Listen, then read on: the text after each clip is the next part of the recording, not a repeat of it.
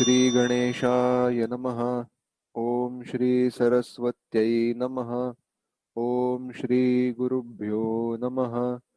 श्रुतिस्मृतिपुराणानाम् आलयं करुणालयं नमामि भगवत्पाद शङ्करं लोकशङ्करं। शङ्करं शङ्कराचार्यं केशवं बादरायणं सूत्रभाष्यकृतौ वन्दे भगवन्तौ पुनः पुनः। ईश्वरो गुरुरात्मेति मूर्तिभेदविभागिने व्योमवद्व्याप्तदेहाय दक्षिणामूर्तये नमः। योऽन्तः प्रविश्य मम वाचमिमां प्रसुप्तां सञ्जीवयत्यखिलशक्तिधरस्वधाम्ना अन्यांश्च हस्तचरणश्रवणत्वगादीन् प्राणान् नमो भगवते पुरुषाय तुभ्यम्। वंशी विभूषितकरान्नवनीरदाभात् पीताम्बरादरुणबिम्बफलाधरोष्ठात् पूर्णेन्दुसुन्दरमुखादरविन्दनेत्रात् कृष्णात् परं किमपि तत्त्वमहं न जाने।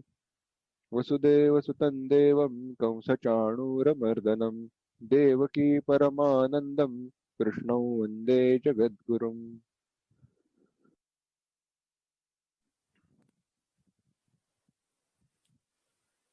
हम दूसरे अध्याय में जो स्थित प्रज्ञ है, जीवन मुक्त है, उसके लक्षणों का चिंतन कर रहे थे।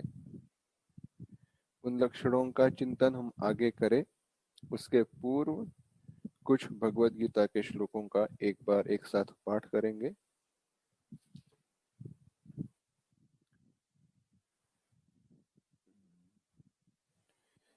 53 से लेके 57 तक। श्रुति विप्रतिपन्ना ते यदा स्थास्यति निश्चला समाधावचला बुद्धिः तदा योगमवाप्स्यसि।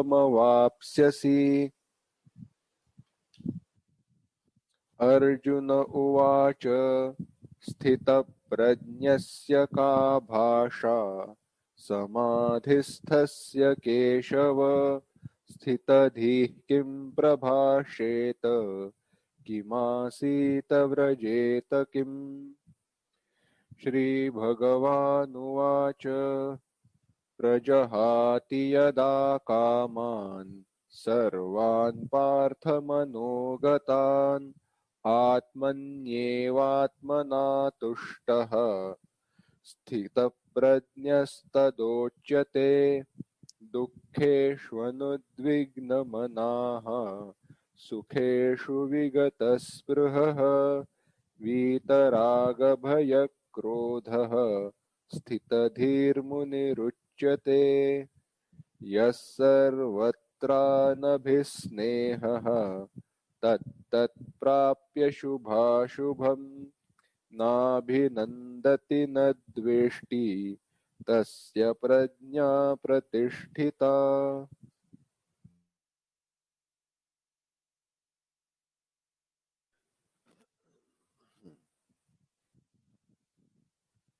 भगवान ने जब कर्मयोग का चिंतन बताया, कर्मयोग कैसे करे, कर्मयोग का आचरण कैसे करे, यह जब बताया तो अर्जुन के मन में प्रश्न निर्माण हुआ कि भगवान, जो आपने वर्णन किया है कि जिसने भगवत प्राप्ति की है, ब्रह्म ज्ञान प्राप्त किया है, उसे न कोई भी दुख होता है न कभी सुख होता है, वह शांत रहता है, उसे कभी सुख दुख का स्पर्श नहीं होता, ऐसे जो भी चिंतन आपने बताया, ऐसा जो स्थितप्रज्ञ है वह कैसे बोलता है, उसके लक्षण क्या है, वह कैसे चलता है।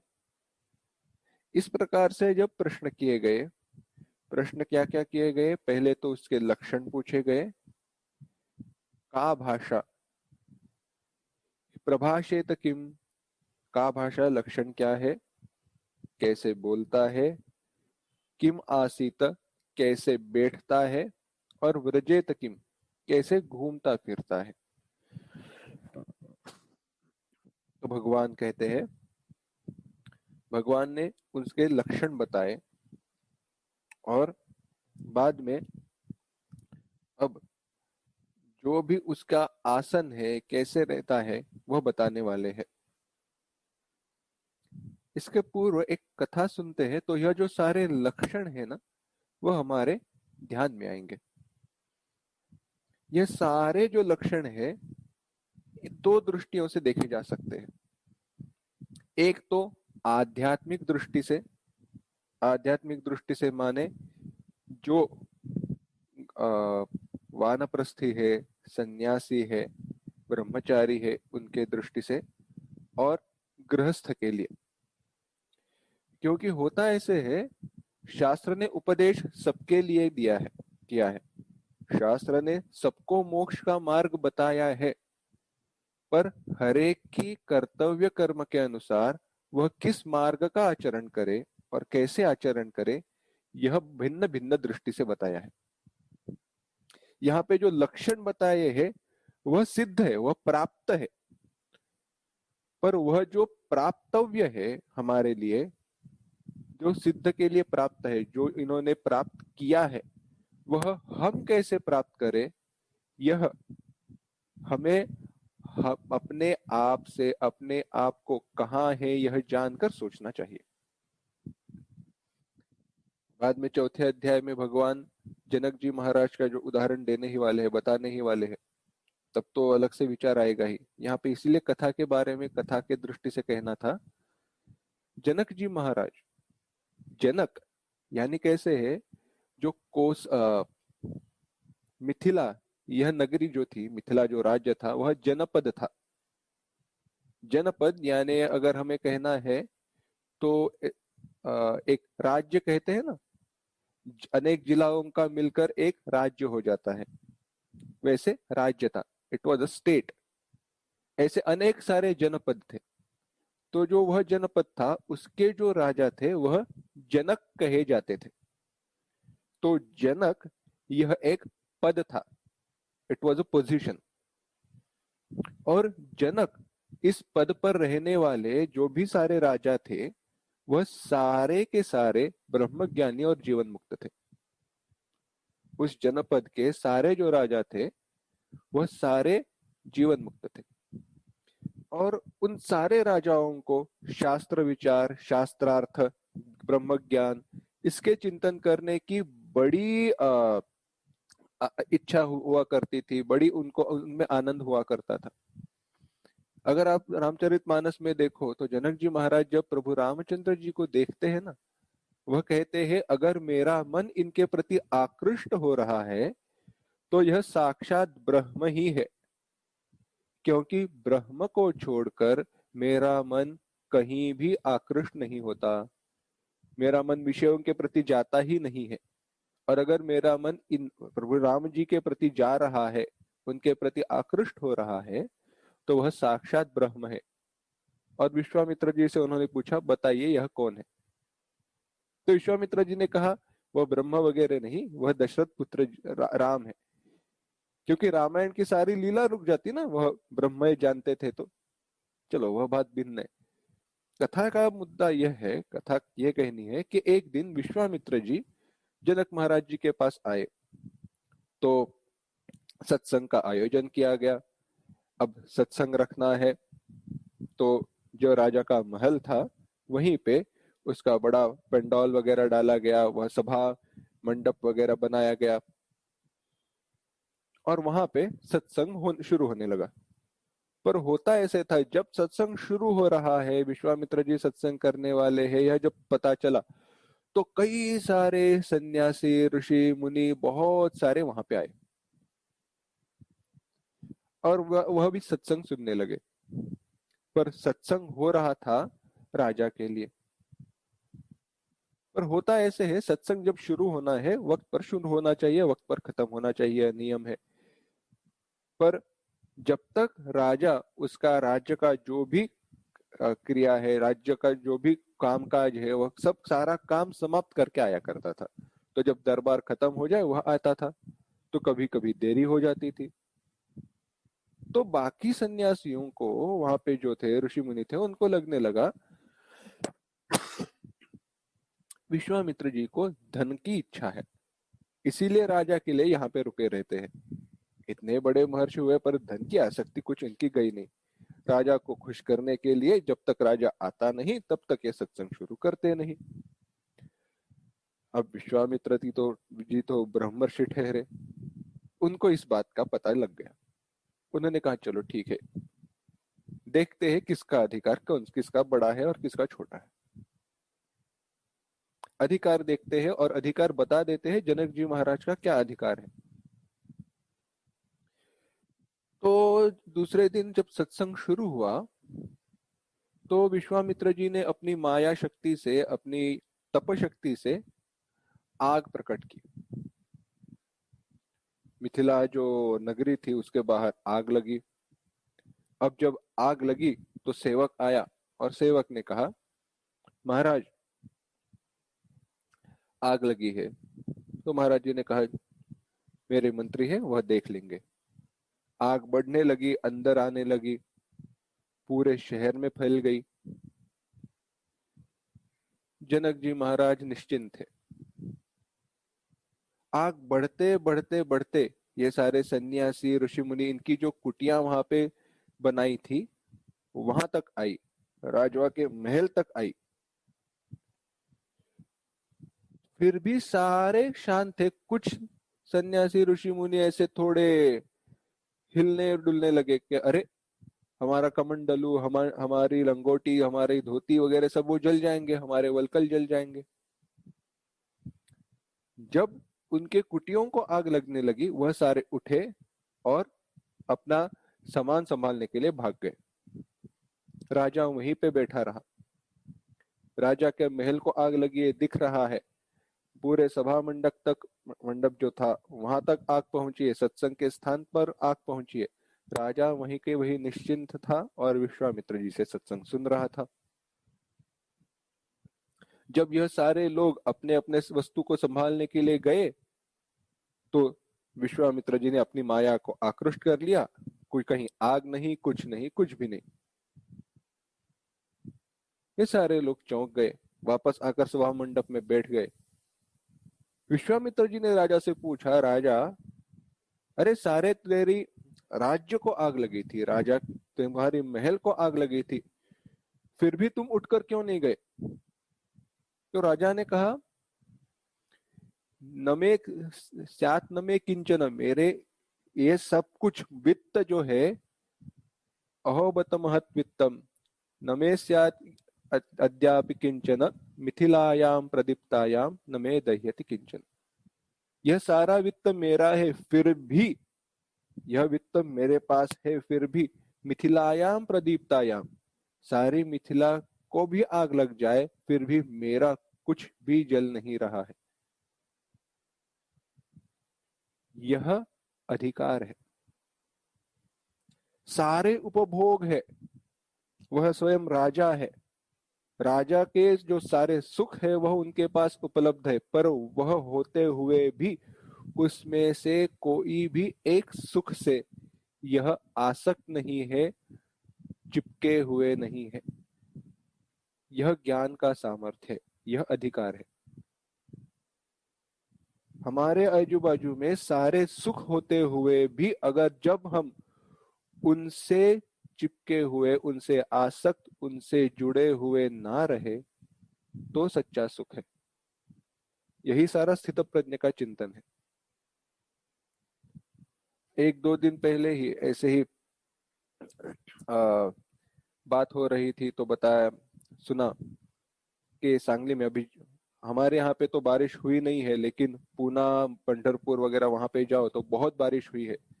एक व्यक्ति का चित्र था और कई सारे लोगों के जीवन में ऐसे हुआ रहेगा।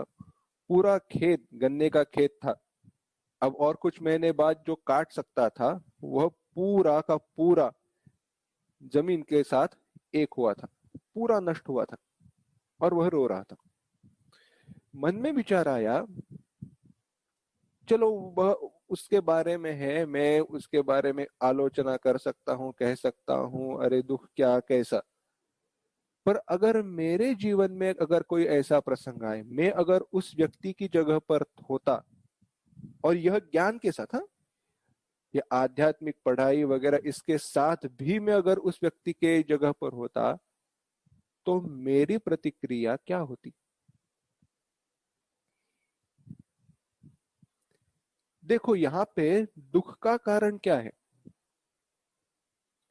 दुख का कारण यह नहीं है कि वह जो भी कुछ खेत है वह सब नष्ट हो गया, अब मेरे लिए उत्पन्न का कोई साधन नहीं है वगैरह, यह तो बात है ही। पर यहाँ पे दुख इसलिए है क्योंकि जब मैं सुखी था तब मैंने भगवान का चिंतन नहीं किया था। समझ कर देखिए, जब मैं सुखी हूं तब अगर मैं भगवान का चिंतन करूं, तब भी जाकर जब मैं दुखी रहूंगा तब भी भगवान का चिंतन कर पाऊंगा।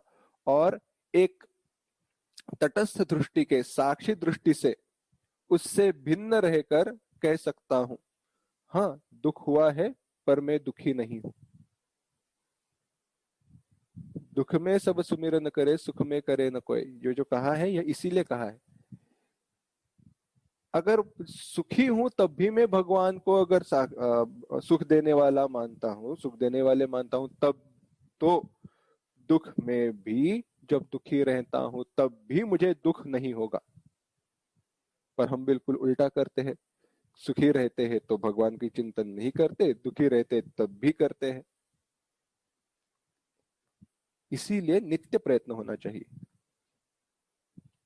तो अब कैसे है, देखो, अब जो एक विचार आने वाला है, यह कुछ विचार जो है वह ज्यादातर जो सन्यासी है जिन्होंने विधिवत सारे कर्मों का त्याग कर दिया है, जो इस संसार में आसक्त नहीं है, जिनके लिए वैराग्य ज्यादा है, उनके लिए भी एक विचार से दृष्टिकोण से बताया गया है। उनके लिए क्या बताया, ऐसी वस्तुओं को पास में ही ना रखो, साथ में ही ना रखो जो जो तुम्हारे लिए सुख का भी कारण बने और दुख का भी कारण बने, जिनके लिए आवश्यकता नहीं है।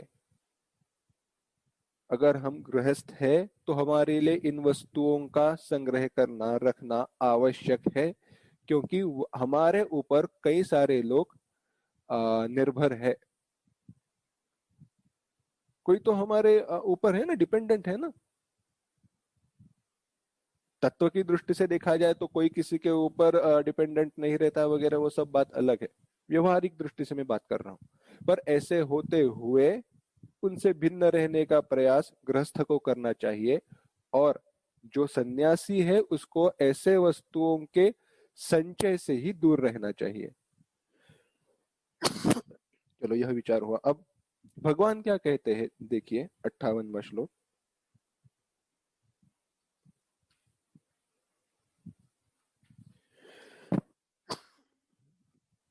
यदा संहरते चायम् कूर्मोऽङ्गानीव सर्वशः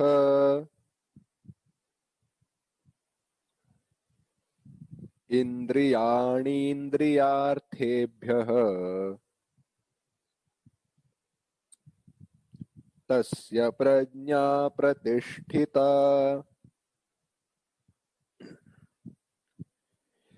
एक साथ, यदा संहरते चायम् कूर्मोऽङ्गानीव सर्वशः इन्द्रियाणीन्द्रियार्थेभ्यः तस्य प्रज्ञा प्रतिष्ठिता।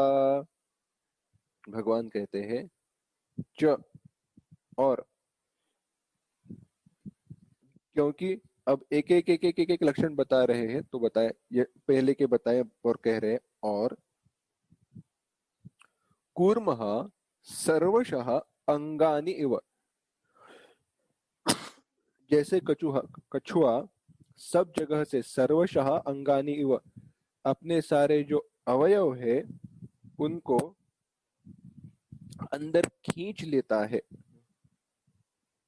वैसे ही यदा अयम पुरुषः, जब यह पुरुष, यह व्यक्ति इंद्रियार्थेभ्यः, इंद्रियों से, इंद्रियों के विषयों से, इंद्रियाणि सर्वशः संहरते, अपने इंद्रियों को अंदर खींच लेता है, तब तदा तस्य प्रज्ञा प्रतिष्ठिता, तब उसकी बुद्धि स्थिर हो जाती है। बुद्धि का स्थिर होना, अविचल रहना, जनक महाराज की तरह, चाहे संपन्न मिथिला नगरी हो या न हो, दोनों अवस्थाओं में बुद्धि का स्थिर रहना स्थित प्रज्ञ का लक्षण है।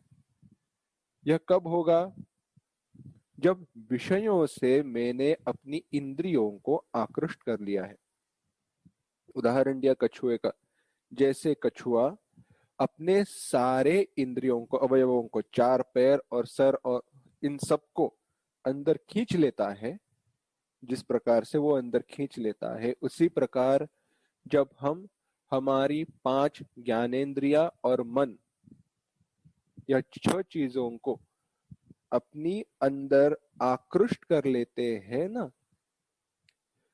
तब जाकर हमारी बुद्धि स्थिर हो जाएगी। अब ये कैसे करें? जब हम विषय से घिरे हुए हैं, पूरे इस दिन ब दिन कई सारे विषय हमारे आजू बाजू में मंडरा रहे हैं, कैसे करें? आसान है। हमारे इंद्रियों को बाह्य विषयों से कोई श्रेष्ठ और कोई ज्यादा महत्वपूर्ण या कोई ज्यादा बड़ा या कोई क्या कहते हैं महंगा एक विषय दे दीजिए। छोटे बच्चों को जब कोई खिलौना से वो खेल रहे, या फिर समझो उसने आपका चश्मा छीन लिया, या आपका मोबाइल छीन लिया, या आप उसके हाथ में आपकी घड़ी है,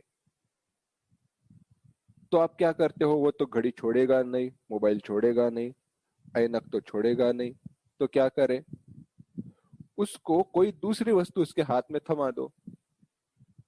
उसके दूसरी वस्तु दी या पहली वस्तु छोड़ देता है, क्योंकि उसका मन दूसरे विषय के प्रति आकृष्ट हुआ है, क्योंकि वह उसके लिए कुछ नया है, कुछ बड़ा है।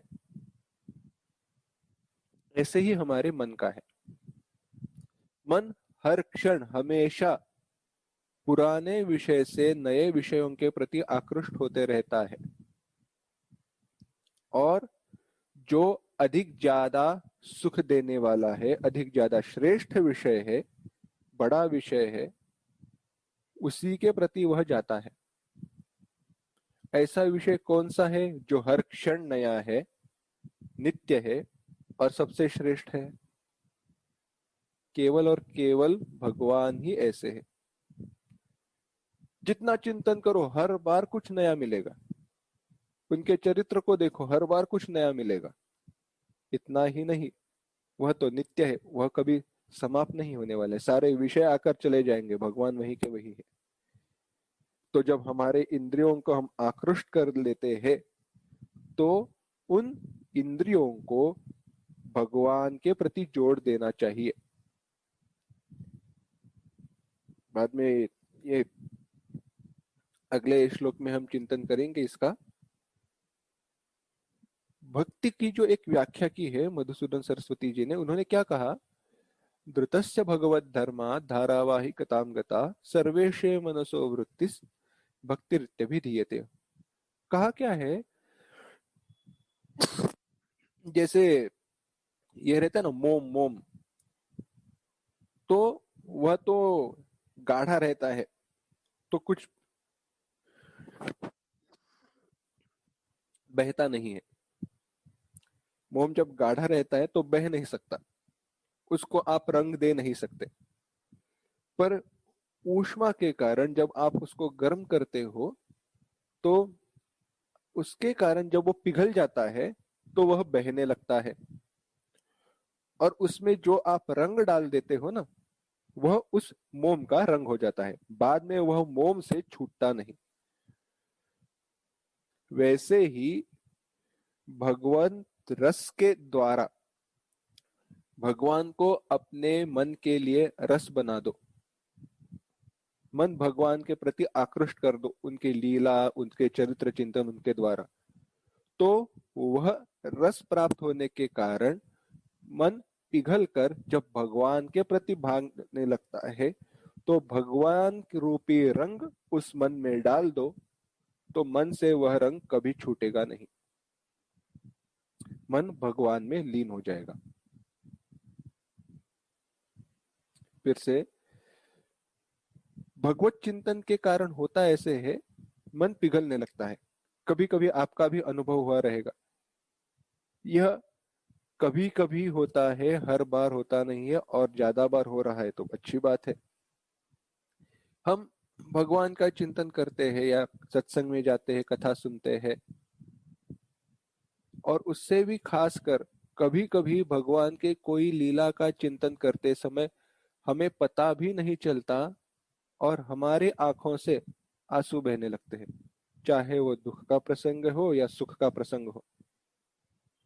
मैं मॉडर्न सत्संग की बात नहीं कह रहा हूँ, स्पष्टता से कह रहा हूँ, क्योंकि वहां पे जो म्यूजिक वगैरह रहता है उसके कारण एक वातावरण, एक जो एटमॉस्फेयर रहता है वो क्रिएट किया जाता है।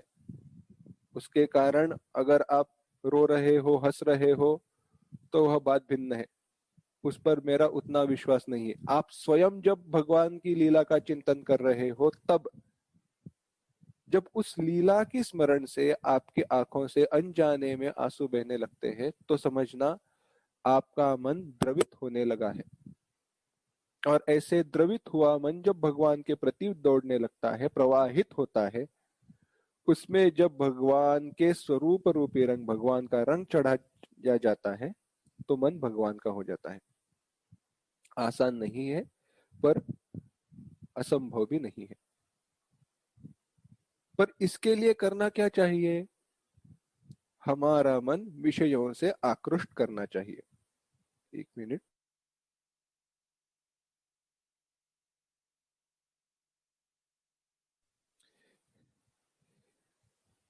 एक मैं आपको उदाहरण देता हूं। कौन सा विषय बड़ा है, कौन ज्यादा सुख देने वाला है, आपका मन जानता है। आपका मन बड़ा होशियार है, मैं कहता हूं ना। विश्वास नहीं है तो मैं एक उदाहरण बताता हूं। मेरे हाथ में दो नोटों की गड्डियां हैं। एक जो है ना, एक इतनी सी छोटी सी है, पर उसमें सारे की सारे जो नोट है वह 2,000 रुपए के हैं। और मेरे पास इतनी बड़ी दूसरी नोटों की गड्डी है, और उसमें सारे के सारे जो नोट है वह 10 रुपए के हैं या 20 रुपए के हैं, क्योंकि दोनों का ऑलमोस्ट लाल ही रंग है, दिखने में भी समान है। एक 20 रुपए की इतनी बड़ी गड्डी, और एक 2,000 रुपए के नोटों की इतनी बड़ी गड्डी। और मैंने अगर आपके सामने रख दी, आप कौन सी उठाओगे? ऑफ कोर्स जो 2,000 की है वो। पर मैं कह रहा हूं ना आपको, अरे ये बड़ी है, ये लीजिए, ये देखो कितनी मोटी है ना, ये तो इतनी छोटी सी है, ये क्यों ले रहे हो, ये बड़ी है, ये लीजिए। क्या लोगे आप? नहीं लेंगे। क्यों? चाहे वो दिख छोटी रही हो, इसका मूल्य बहुत ज्यादा है। हमारा भाव भगवान के प्रति ऐसे ही होना चाहिए, जो होता नहीं।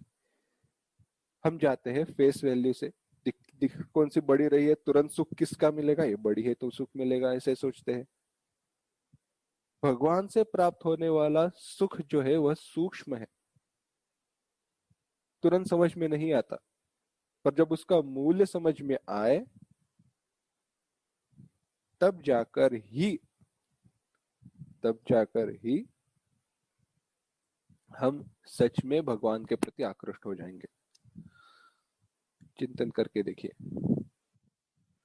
हमने भगवान के मूल्य को जाना नहीं है, क्यों हमें उन पर, क्या कह सकते हैं, भगवत प्राप्ति हमें क्यों करनी चाहिए, यह हमने जाना नहीं है। यही बात है। एक छोटी कथा बताते हैं, इसी विषय में एक संदर्भ आया इसलिए। एक ऐसे ही भिखारी था, एक ये क्या कहते हैं, एक चुटकुला ही है। तो वह अंधे का नाटक किया करता था और बैठा रहता था। तो एक व्यक्ति आता था और उसके सामने 10 रुपए की नोट पकड़ता और 100 रुपए की नोट पकड़ता और बोलता जो चाहिए वो ले ले। तो वह जो अंधा वो था, वो हर बार 10 रुपए की नोट लिया करता था। तो उसका जो एक दोस्त था वो आया और कहा, मैं कई दिनों से देख रहा हूँ वह व्यक्ति हर रोज आता है, तुम्हारे सामने 10 रुपए की 100 रुपए की नोट रखता है और तुम 10 रुपए की ही नोट लेते हो, सब तुम्हारा मजाक उड़ाते हैं, क्यों करते हो ऐसा? तो वह व्यक्ति ने कहा, जब मैं 100 रुपए की नोट लूंगा ना, तब से मेरी 10 रुपए की नोट मिलनी बंद हो जाएगी। जब मैं 100 रुपए की नोट लूंगा, तब मेरी 10 रुपए की नोट मिलनी बंद हो जाएगी। भगवान भी हमें कुछ ऐसे ही कह रहे हैं। तुम्हें नित्य सुख चाहिए या एक विषय सुख और बाकी सुख बंद? चिंतन कीजिए। तो अब स्थित प्रज्ञ कैसे किम आसीत, ये बताया कैसे रहता है। कूर्मोंगानि व सर्वशः बताया। अब आगे भगवान कहते हैं 59वां श्लोक, विषया विनिवर्तन्ते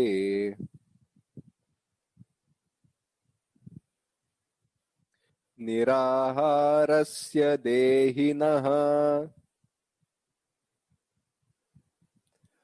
रसवर्जं रसोऽप्यस्य परं दृष्ट्वा निवर्तते। एक साथ, विषया विनिवर्तन्ते निराहारस्य देहिनः रसवर्जं रसोऽप्यस्य परं दृष्ट्वा निवर्तते।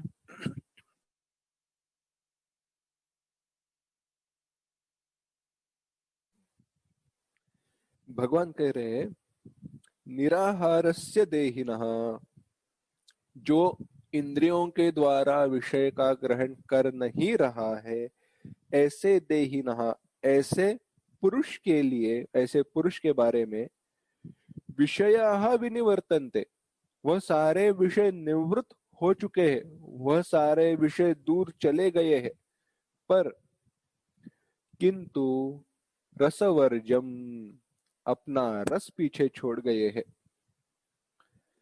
किंतु अस्य, यह जो ज्ञानी है, जो स्थितप्रज्ञ है, उसके लिए क्या, रसः अपि परम दृष्ट्वा निवर्तते, इसके लिए विषयों ने रस को भी पीछे छोड़ा नहीं है, वह रस भी चला गया है। क्या कहते हैं भगवान, इंद्रियों का विषयों के जिसके इंद्रियों ने विषयों का सेवन करना छोड़ दिया है, वह विषय इस अज्ञानी को छोड़कर चले गए हैं, पर अपना रस पीछे छोड़ा है, अपनी आसक्ति को पीछे छोड़ दिया है। पर यह जो ज्ञानी है, इसके लिए रसः अपि परम दृष्ट्वा निवर्तते, परमात्मा की प्राप्ति के कारण, ब्रह्म ज्ञान के कारण अब इसकी आसक्ति विषयों के प्रति बची नहीं है। उदाहरण देखते हैं, पता चलेगा। जब आप बीमार होते हो, कुछ खा नहीं सकते, कुछ पी नहीं सकते ठीक से, तो होता कैसे है, आपके सामने अगर कोई अच्छा सा अच्छा पकवान भी लाकर रखे, पनीर की सब्जी लाकर रखे, चने की सब्जी लाकर रखे, मलाबार पराठा लाकर रखे, ऐसे पूरे उसके ऊपर घी तेल दिख रहा है, मसाला दिख रहा है, ऐसा सब खाना सामने होते हुए भी आप क्या कहते हो, नहीं चाहिए। यानी आपकी इच्छा ही नहीं होती वह खाना खाए, तो क्या आपका मन उस विषयों से दूर चला गया है? नहीं, क्योंकि वो तो मजबूरी है। और ऐसे नहीं है कि आपको खाने की इच्छा नहीं है, वह रस वहां पे है, वह सुख आसक्ति वहां पे है। हम पहली बार भी शायद कथा बताई रहेगी, ये संत कबीरदास जी की कथा कहते हैं ना। वह ऐसे कोई व्यक्ति संत कबीरदास जी से मिलने आया। तो व्यक्ति से पूछा वह कहाँ मिलेंगे। तो व्यक्ति ने कहा, अरे अभी किसी की मृत्यु हुई है तो उनको पहुंचाने शमशान गए हैं, वहां पे आपको दिखेंगे। पर वहां पे बहुत सारे लोग होंगे ना, कैसे पता चले कौन से कबीरदास जी है। तो व्यक्ति ने उत्तर दिया, जिनके मुख पे वैराग्य का तेज है ना, जिन पे मुख पर वैराग्य का तेज दिखाई दे, वह संत कबीरदास जी है। विवेक पूछने वाले व्यक्ति, जो मिलने के लिए व्यक्ति आया था, उसने कहा ठीक है। वह शमशान घाट चला गया। वहां पे देखा तो सारे व्यक्तियों के मुख पर वह तेज था। सारे व्यक्तियों के मुख पर वह तेज देखकर वह चौंक गया, अभी क्या करे। वह वापस इस व्यक्ति से मिलने आया जिसको पूछा था। तो व्यक्ति ने कहा, एक काम करना, वो शमशान है ना, अंदर नहीं जाना, बाहर ही रुकना। जब सारे लोग बाहर आएंगे तो बाहर आने के बाद भी जिनके मुख पर वैराग्य का तेज हो, वह संत कबीरदास जी। ऐसे इसे कहते हैं स्मशान वैराग्य। हमारी विषयों के प्रति आसक्ति नहीं रहती, कब तक? जब तक घर ना आते। किसी को अगर पहुंचाने जाए शमशान, दुनिया में कुछ रखा नहीं, कल इनके साथ बात की थी, आज भगवान को प्यारे हो गए, कुछ नहीं रखा। अब क्या करे? कल से नियम, सुबह उठकर पाठ, रामचरितमानस का हो, रामायण का हो, जो भी हो, सुबह उठकर हर रोज सत्संग सुनना है, 4 घंटे सत्संग सुनना ही है। यह सारा वैराग्य कब तक? घर आने के बाद, जब तक नहाते नहीं है तब तक। नहाने के बाद सारा वैराग्य उस पानी के साथ चला जाता है।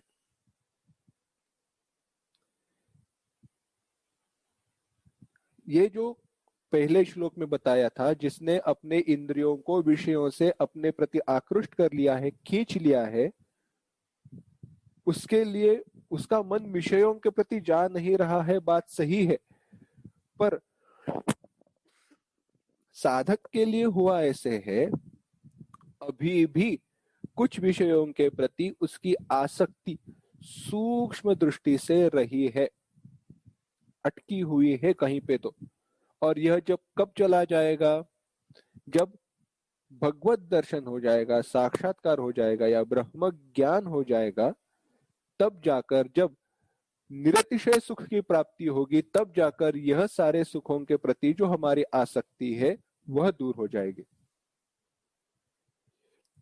जब तक वो छोटे नोटों की, 2000 की नोट छोटी है, वह गड्डी छोटी है, फिर भी उसका मूल्य बहुत ज्यादा है, यह ज्ञान नहीं होता, तब तक चाहे मन कितना भी कहे कि यह बड़ी गड्डी नहीं लेनी है, नहीं लेनी है, फिर भी मन में कोई तो आशंका रहेगी ही, शायद इसका मूल्य ज्यादा हो। जब तक हमें ये क्या कहते हैं, पूरे तरीके से संशय रहित दृष्टि से भगवान के स्वरूप का ज्ञान नहीं होता, तब तक विषयों के प्रति कुछ ना कुछ आसक्ति बची ही रहेगी। तो क्या करें? आसक्ति बची रहेगी ना, आसक्ति रह जाती है, तो क्या करना चाहिए? बस आसक्ति है तो जानो इसके साथ दुख भी मिलने वाला है और उसको एक्सेप्ट करो। विषयों के साथ अगर हम रह रहे हैं, विषयों को हम दूर रख नहीं सकते, तो जब सुख मिल रहा है तो सुखों का उपभोग भी करो, और जब दुख मिलेगा तो यह भी जान लो कि यह दुख भी वैसे ही है जैसे सुख था। तुल्य निंदा सुखे दुखे समय कृत्वा लाभा लभो जया जयो। भगवान ने कहा सुख दुख को समान करो, सुख दुख देने वाले विषयों को हम दूर नहीं रख सकते, तो क्या करो, उनको समान दृष्टि से देखना सीखो। बस यही है। तो अब भगवान बताते हैं यह सब क्यों करना चाहिए। यह सारे सुख दुख के प्रति समान बुद्धि या विषयों को दूर रखना, विषयों से अपने इंद्रियों को आकृष्ट करके रखना, यह सब क्यों करना चाहिए। अगर यह इंद्रिय संयम न हो पाए, हम अपने इंद्रियों पर काबू न रख पाए, तो क्या होगा, बस एक गलती और हमारा अधःपतन हो जाता है, हम नीचे गिरने लगते हैं। देखिए क्या होता है, भगवान कहते हैं यततो ह्यपि कौन्तेय पुरुषस्य विपश्चितः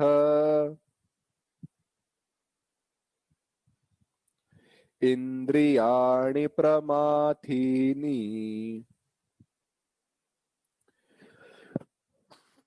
हरन्ति प्रसभं मनः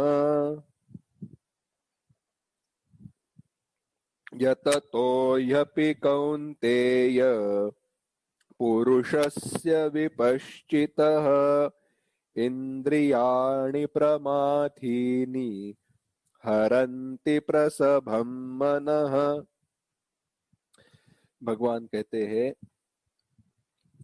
हे कौन्तेय, हे अर्जुन, ही प्रमाथीनि इंद्रियाणि, प्रमाथीनि विक्षुब्ध करना, विचलित करना, यह इंद्रियों का स्वभाव है।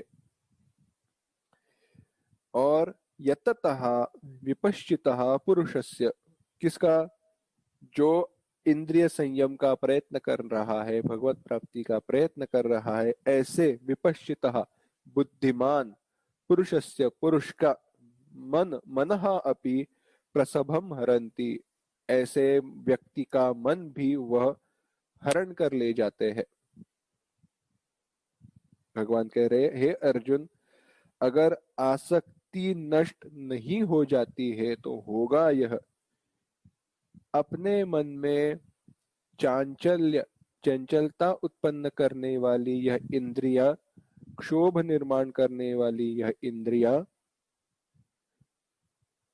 भगवत प्राप्ति का, ब्रह्म ज्ञान का प्रयत्न करने वाले साधक की मन को, चाहे वो बुद्धिमान भी हो, कितना भी प्रयत्न क्यों न कर रहा हो, इसके मन को हरण कर ले चली जाती है। एक तो उदाहरण भागवत में है ही जड़ भरत का। अब ब्रह्म ज्ञान की चरमावस्था आई है, अब तो होने ही वाला है, या उस समय उसने देखा कि हरिणी का कोई एक बछड़ा है, हरिणी तो मर गई, वह तो रह गया। तो अब उसने चिंतन किया, चलो इसको संभालते हैं, पाल कर पोस कर बड़ा करते हैं।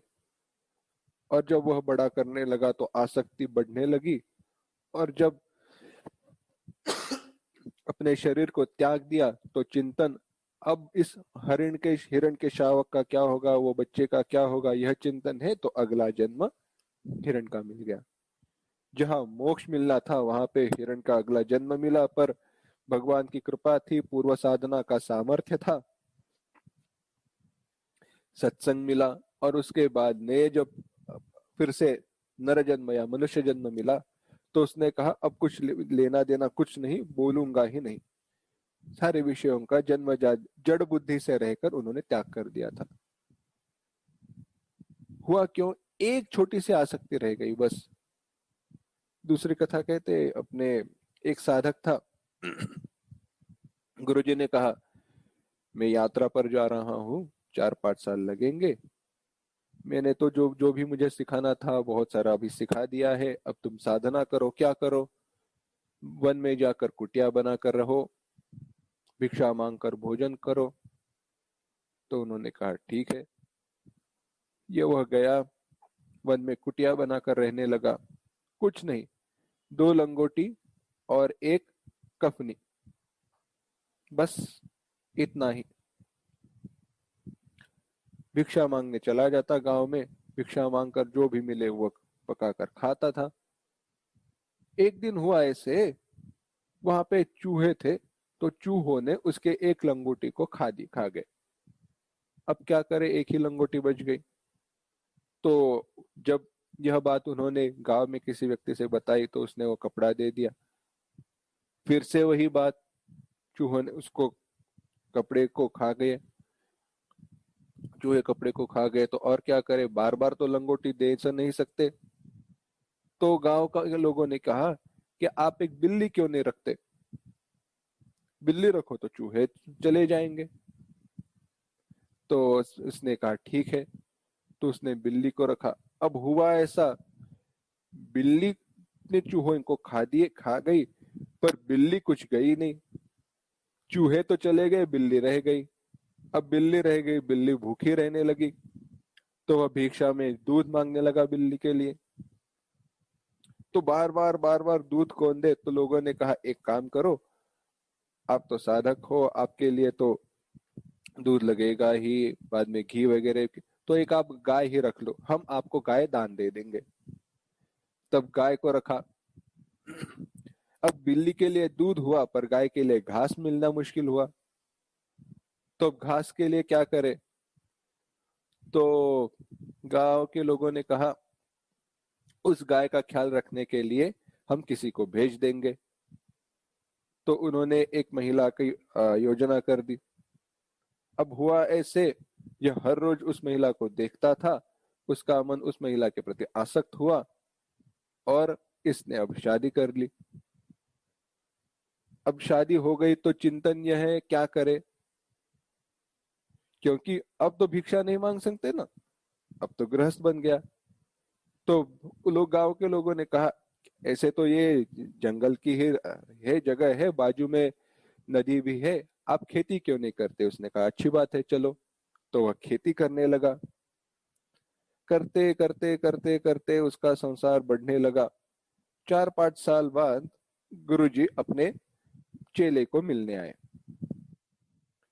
जहां पे अपने शिष्य को बताया था अरे यहाँ पे कुटिया बांध कर रहो, वहां पे आए, देखा तो एक बड़ा सा घर था, आजू बाजू में नौकर घूम रहे थे, आंगन में 2 बैल थे,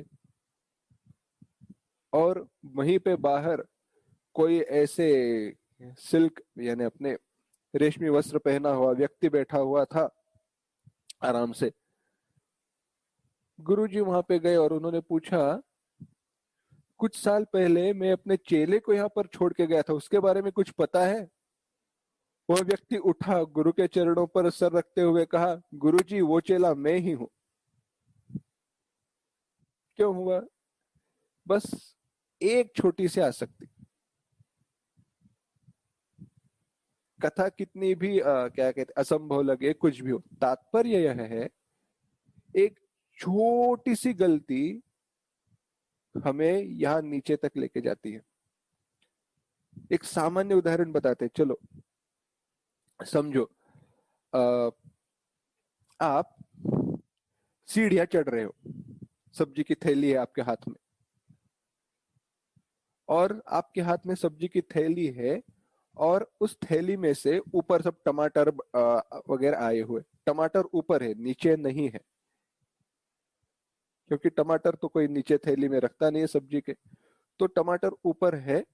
हुआ ऐसे, एक टमाटर थैली से नीचे आया, आप सीढ़ी के एकदम ऊपर ही सीढ़ी पर हो, चढ़ रहे हो, ऊपर ही सीढ़ी पर हो। जब वो टमाटर नीचे गिरने लगता है, तुरंत अगर आपने उसको पकड़ा नहीं तो होगा ऐसे, वो गिरते गिरते गिरते पूरा नीचे तक चला जाएगा, और उसको उठाने के लिए आपको पूरा नीचे तक उतर कर आना पड़ेगा, उसको उठाकर फिर से पूरा ऊपर चढ़ना पड़ेगा। विषयों के प्रति जो आसक्ति है, आकर्षण है, यह ऐसे ही है। जब पता चलता है जा रहा है, वहीं पे मन को पकड़ कर रखो। अगर वह क्षण वह छूट गया तो मानो पूरा नीचे से फिर से शुरुआत करनी पड़ेगी। यही कह रहे भगवान, इंद्रियाणि प्रमाथीनि हरन्ति प्रसभम मनः। इंद्रिय संयम अगर ना हो तो इंद्रिया अपने मन को कब हमारे सामने से छीन कर चली जाएंगी, ले जाएंगी, पता नहीं चलता। ऐसे कहकर भगवान अब इंद्रिय संयम की जो आवश्यकता है वह बताकर साधक का क्या कर्तव्य है यह बताने जा रहे हैं। वह कहते हैं, तानि सर्वाणि संयम्य युक्त आसीत मत्परः वशे हि यस्येन्द्रियाणि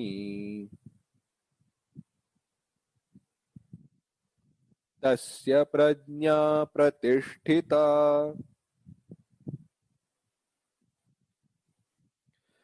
तानि सर्वाणि संयम्य युक्त आसीत मत्परः वशे हि यस्येन्द्रियाणि तस्य प्रज्ञा प्रतिष्ठिता।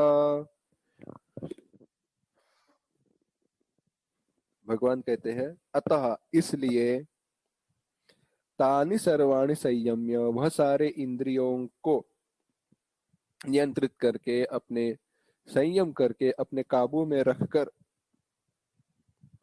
युक्त आसीत मत्परः, जो युक्त आसीत, मत्परः युक्त आसीत, जो मुझ में अपने चित्त को स्थिर कर देता है, वशे ही यस्य इंद्रियाणि,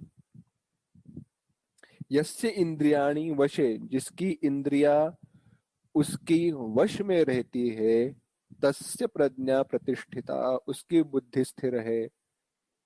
जिस साधक ने अपने इंद्रियों को काबू में रखकर अपने चित्त को भगवान में स्थिर करके इंद्रियों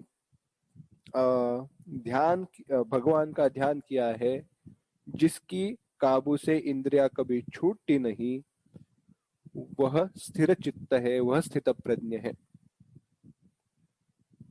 जो अभी तक बताया उसी को एक साथ भगवान बता रहे हैं क्या करना चाहिए, कर्तव्य क्या है साधक का। सबसे पहली बात भगवान कह रहे हैं, अपने इंद्रियों को काबू में रखना चाहिए। इंद्रियों को काबू में कैसे रखा जाए? मन को काबू में रखना चाहिए। मन को काबू में कैसे रखा जाए? युक्त आसीत मत्परः, मत्परः युक्त आसीत, भगवान में अपने चित्त को, मन को स्थिर कर देना चाहिए। ऐसे करने पर क्या होगा? इंद्रियाणि यस्य वशे, जिसकी इंद्रिया अपने उसकी काबू में रहती है। अगर मेरी इंद्रिया मेरी काबू में है तो मेरी बुद्धि स्थिर होने ही वाली है। चिंतन करके देखिए, देखना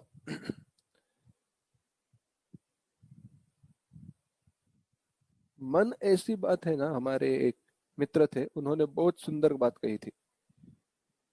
वह न्यूरो सर्जन है, तो जब ये सब पढ़ाई करने लगे तो उन्होंने कहा क्या करें अब, क्योंकि वैसे तो उनका रिटायरमेंट का एज आया था, वो सिखाया करते थे। तो उन्होंने कहा कि मन कैसे है, वह एक राक्षस की तरह है। वो राक्षस की कथा बताते हैं ना, एक व्यक्ति को एक राक्षस मिला, ये या पिशाच मिला समझो, चलो।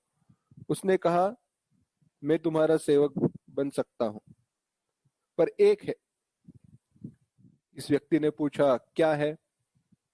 तो उस व्यक्ति राक्षस ने कहा, मुझे हर क्षण काम चाहिए, जब मैं बिना काम का रहूंगा तब मैं तुम्हें खा जाऊंगा। अच्छा, ये व्यक्ति ने कहा, अरे मेरे पास तो बहुत सारे काम है, क्या तुम्हें बहुत सारा काम दूंगा। राक्षस ने कहा ठीक है चलो। यह व्यक्ति ने कहा मेरे लिए महल बनाओ, बना दिया। चलो नौकर चाकर रखो, बना दिए।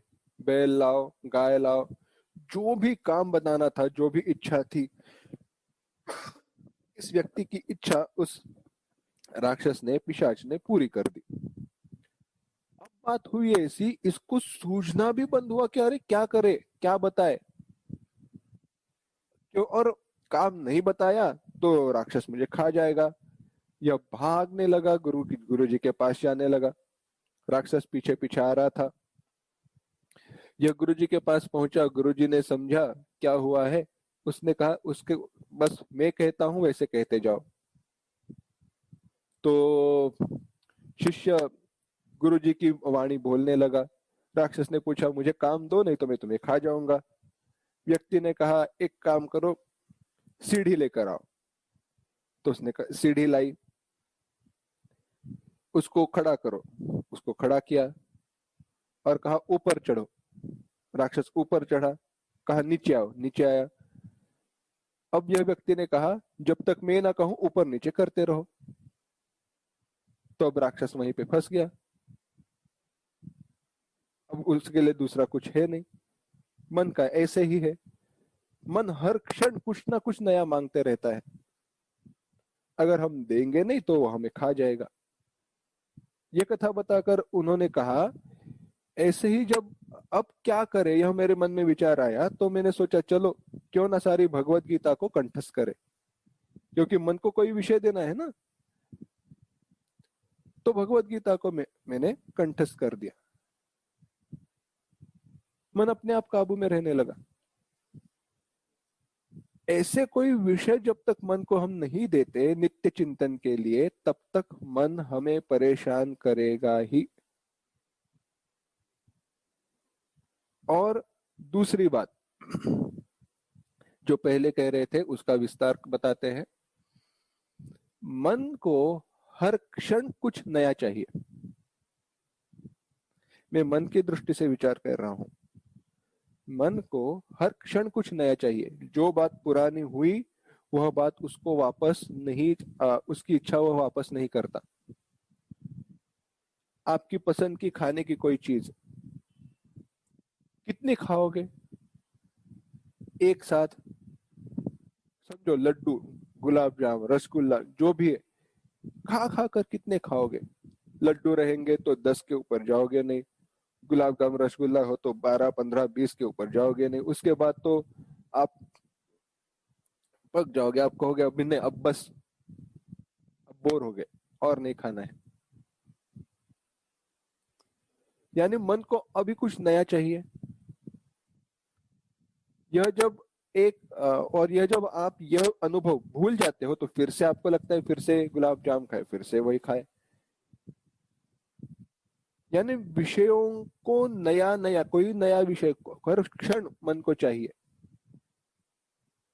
भगवान का वर्णन किया गया नित्य नूतन रूप।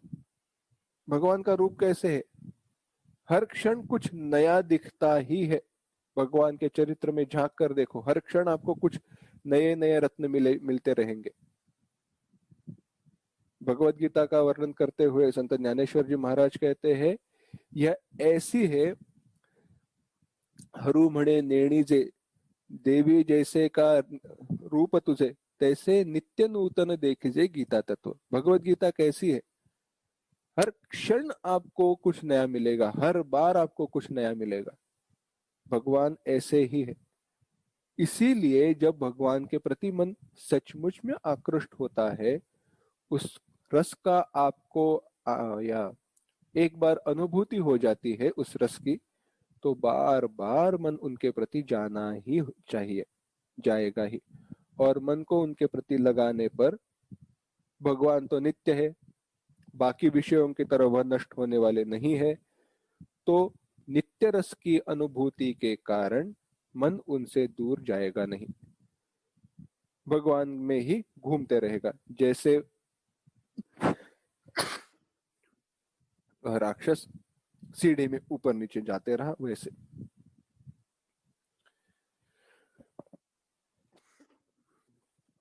अब भगवान कहते हैं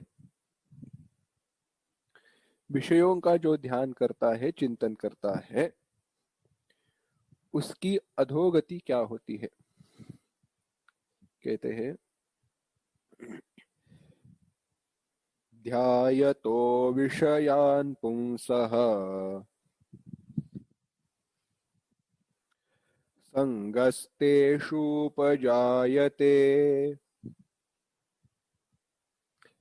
संगात् संजायते कामः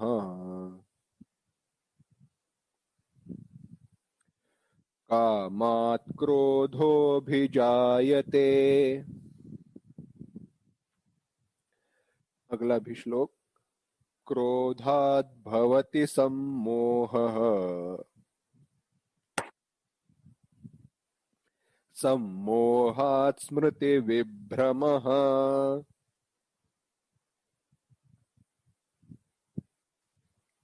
स्मृतिभ्रंशात् बुद्धिनाशः बुद्धिनाशात् प्रणश्यति। एक साथ।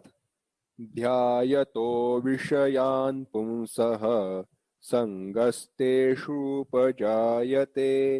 संगात् संजायते कामः कामात् क्रोधोऽभिजायते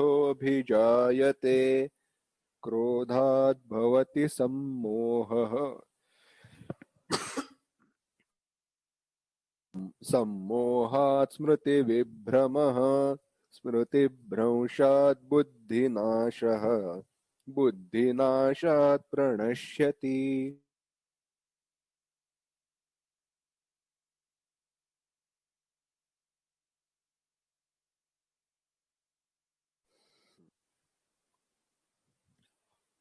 भगवान कहते हैं विषयान् ध्यायतः पुंसः, जो व्यक्ति विषयों का चिंतन ध्यान कर रहा है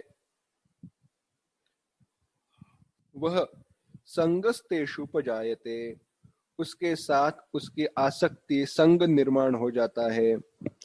संगात संजायते कामः, संग के कारण इच्छा निर्माण होती है, कामना निर्माण होती है। कामात् क्रोधो भी जायते, उस इच्छा के कारण जब उस इच्छा में कोई विघ्न आए तो क्रोध निर्माण होता है। क्रोधात् भवति सम्मोहः, क्रोध के कारण मन कलुषित होता है, बुद्धि ठीक से विचार नहीं करती, हम मोहित हो जाते हैं। सम्मोहात् स्मृति विभ्रमः, सम्मोह के कारण स्मृति में भ्रम निर्माण होता है, बुद्धि भ्रमित हो जाती है। और स्मृति भ्रंशात् बुद्धिनाशः, और स्मृति भ्रंश के कारण बुद्धि का विनाश हो जाता है और उसके कारण बुद्धिनाशात् प्रणश्यति, बुद्धि की विनाश के कारण, बुद्धि की नाश के कारण हमारा विनाश हो जाता है। देखिए ध्यायतो विषयान् पुंसः, दो कथा बताते हैं तो सारा अर्थ समझ में आएगा। एक बार ऐसे हुआ, एक साधु महाराज तपस्या करने लगे। अब तपस्या जैसे बढ़ने लगी, इंद्र को लगने लगा अब क्या करें। तो इंद्र का काम वही है, पुराणों में इतना तो हमने सुना है, अगर कोई ऐसे साधु जी तपस्या, सारे इंद्र ऐसे नहीं रहते, एक बार के कह देता हूं। इंद्र एक पद है और इंद्र के पद पर जो भी आरूढ़ हुए हैं इन सबको इंद्र कहा जाता है। जैसे प्राइम मिनिस्टर, चीफ मिनिस्टर, ऐसी एक पोस्ट रहती है ना, पंत प्रधान, मुख्यमंत्री, यह जो पोस्ट है उस पे व्यक्ति बैठता है, उस व्यक्ति को उस पद से संबोधित किया जाता है। वैसे ही जो भी वहां पे बैठा हुआ जीव है, व्यक्ति है, पुरुष है, उसे इंद्र नाम से संबोधित किया जाता है। कुछ इंद्र ब्रह्म ज्ञानी भी थे, माफ करना,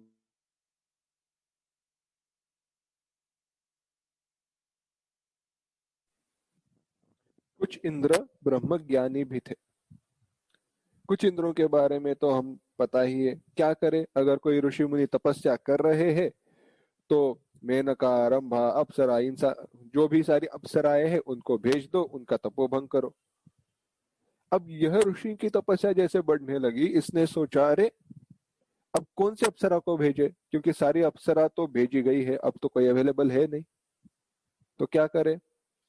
सोचने लगा तो बृहस्पति जी ने कहा चिंता मत करो, एक काम करना, एक राजा का रूप धारण करके जाओ और अपनी तलवार उनके आश्रम में छोड़ कर आओ। इंद्र ने कहा इससे क्या होगा। बृहस्पति जी ने कहा अरे करके तो देखो। इंद्र आए, राजा का रूप लिया, आए। उस ऋषि को बड़ा आश्चर्य हुआ, आनंद हुआ, अरे राजा हमारे आश्रम में पधारे हैं। राजा ने उनको नमस्कार किया, कहा कि हुआ ऐसे है, विपत्ति काल आया है, मेरा राज्य मुझसे छीना गया है, मैं राज्य प्राप्त करने का प्रयत्न कर रहा हूं, पर तब तक मेरी जो दादा परदादाओं से मिली हुई यह तलवार है, यह मेरे पास नहीं रख सकता, यह बड़ी मूल्यवान है। जब मेरा राज्य मुझे वापस मिलेगा तब यह तलवार मैं आपसे वापस ले लूंगा। अभी मैं तलवार लेकर घूमूं तो लोगों को भी पता चल जाएगा अरे ये राजा है, ऐसे है, मैं मेरे सैन्य को इकट्ठा नहीं कर पाऊंगा। ऋषि ने कहा ठीक है, कोई चिंता नहीं, मेरे आश्रम में तुम्हारी तलवार सुरक्षित है। अच्छा ठीक है चलो। राजा इंद्र राजा के रूप में आए थे, उन्होंने वो तलवार वहीं पे आश्रम में छोड़ दी। साधु महाराज जी ने एक कुटिया में दूसरे एक जगह थी, वहीं पे तलवार को रख दिया। ऐसे ही कई कई दिन चले गए, पर होता ऐसे था, आते जाते तलवार दिखाई देती थी। एक दिन मन में आया, तलवार को हाथ में उठाकर तो देखते हैं क्या होती है, कितना उसका वजन रहता है, क्या रहता है। इन्होंने तलवार को हाथ में उठाकर देखा, तलवार उठाकर देखा, रख दिया। बीच बीच में ऐसे ही मन में आया करता था तो तलवार हाथ में लेते, घुमाते, फिर से रख देते। एक दिन मन में विचार आया कि अरे इसकी धार क्या है, कितनी तीक्ष्ण है, देखते हैं। तो कहाँ पे देखे, क्या करे। तो उन्होंने बाहर आए थे, तलवार लेकर घूम रहे थे, एक बाजू में ही एक पेड़ था, उसके ऊपर चलाई और एक पत्ते को काट दिया। जैसे ही उनके द्वारा तलवार से उस पत्ते को काटा गया, उनका तपोबल नष्ट हो गया, क्योंकि हिंसा हुई, बिना मांगे बिना पूछे हिंसा हुई। ये सब क्यों हुआ। ध्यायतो विषयान पुंसः, हर क्षण विषय सामने था, वह तलवार सामने थी, इसीलिए वह कैसी है उसके प्रति आसक्ति निर्माण हुई। बाद में उसके साथ संग निर्माण होने के बाद संजायते कामः, इच्छा निर्माण हुई, कैसे है चलाकर देखते हैं। और जब इच्छा हुई, तपोबल भंग हो गया। आमतौर पर ऐसे ही होता है, अगर हमारी इच्छा पूरी नहीं हुई तो क्रोध निर्माण होता है। क्रोध निर्माण होने के कारण क्यों नहीं हुआ, हम गुस्सा करते हैं, क्रोधात् भवति सम्मोहः, हम मोहित हो जाते हैं, भ्रम निर्माण होता है, और भ्रम निर्माण होने के बाद ये अधोगति निर्माण चली जाती है, हम अधोगति की तरफ बढ़ जाते हैं। यह बुद्धि नाश के कारण प्रणश्यति कैसे होता है, ये राजा की वो कथा बताते हैं ना, एक राजा को बुद्धिहीन होने के कारण कैसे होते हैं। राजा को एक बंदर बहुत प्यारा था, बहुत प्यारा, सोता था तो बंदर को साथ लेके सोता था। सोचिए कैसे राजा होगा, सो रहा है किसके साथ, बंदर के साथ, अपने रानी के साथ नहीं। पर कोई भी बात हो, एक दिन हुआ ऐसे, उसके मन में विचार आया चलो ये बंदर साथ में रहता है, बंदर मेरा सेवक है। क्या करते हैं, इस बंदर को ही अपना अंगरक्षक बना देते हैं। तो बंदर के हाथ में तलवार थमा दी, उसको अंगरक्षक बनाया और राजा सो गया। वहां पे एक मक्खी आई, घूमने लगी। बंदर उस मक्खी को मारने का प्रयास करने लगा, मक्खी कुछ मरी नहीं। आकर मक्खी राजा के सर पे बैठ गई। बंदर ने हाथ में तलवार ली, चलाई। मक्खी तो मरी नहीं, लेकिन राजा मर गया। हुआ ऐसे बुद्धिहीनता के कारण। बुद्धि नाशात प्रणश्यति। क्योंकि जो जिसके पास बुद्धि नहीं है, ऐसे व्यक्ति के पास इसके पास सारे अधिकार दे दिए गए। होता कैसे, जब हम मोहित हो जाते हैं, तो मोहित हो जाने के बाद हमारा जो विवेक है, वह विवेक सही क्या गलत क्या यह सोचने की जो हमारी क्षमता है, वह नष्ट हो जाती है और वह बुद्धिहीन मन को हम दे देते हैं। और मन बुद्धिहीन होने के कारण सही क्या गलत क्या इसमें विवेक ना कर पाने के कारण गलत को चुनता है और हमारा विनाश होता है। बुद्धि नाशात प्रणश्यति। एक एक स्टेप से उदाहरण बताया ना, टमाटर सीढ़ियों के ऊपर से नीचे नीचे गिर रहा है। कैसे स्टेप से एक एक हाथ से छूट जाए। कोई भी स्टेप पे अगर आपको ध्यान में पता चले, अरे यहाँ पे हमें रुकना चाहिए, रोकने का प्रयास करो। इसीलिए भगवान ने ये सारी बातें बताई है। रोकने का प्रयास करो यहाँ पे, तब जाकर आप अपनी साधना में आगे बढ़ सकते हो। आगे मन जो वश में रखता है, और ऐसे मन को वश में रखने वाला जो योगी है, स्थित प्रज्ञ है, वह कैसे घूमता फिरता है। व्रजेत किम, इस प्रश्न का उत्तर भगवान देंगे, पर उसको अगली बार देखते हैं।